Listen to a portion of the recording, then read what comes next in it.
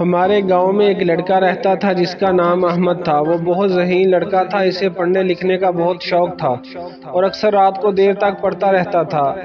وہ اپنے امتحانات کی تیاری کئی مہینے پہلے ہی شروع کر دیا کرتا تھا۔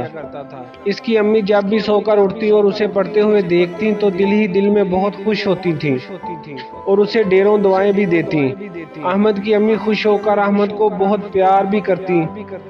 احمد اپنے سب ساتھیوں اور دوستوں میں سب سے زیادہ ذہین لڑکا تھا۔ احمد کا ایک بہت اچھا دوست بھی تھا جس کا نام عامر تھا۔ وہ احمد کی کلاس میں کچھ عرصہ پہلے ہی داخل ہوا تھا۔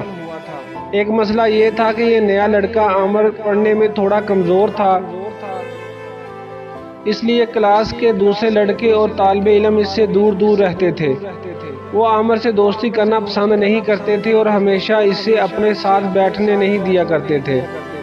دوسری طرف احمد تھا جس نے عامر سے نہ صرف دوستی کی بلکہ بڑی خوش دلی سے پڑھائی میں اس کی مدد بھی کرتا تھا۔ عامر اب اکثر احمد کے گھر جا کر وہاں دیر تک پڑھتا رہتا تھا۔ احمد کی امی دونوں کی کامیابی کے لیے دل سے دعائیں کیا کرتی تھی۔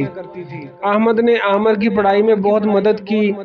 امتحانات میں احمد اور عامر نے خوب دل لگا کر محنت کی اور اپنے پیپر بڑی محنت سے دیے۔ احمد کی امی نے بھی احمد اور عامر کے لیے نماز پڑھ کر خوب دعائیں مانگی۔ جب احمد کا رزلٹ آیا تو احمد نے اپنے اسکول میں نمایاں کامیابی حاصل کی تھی اور اس کے ساتھ ساتھ عامر بھی بہت اچھے نمبروں میں پاس ہو گیا تھا۔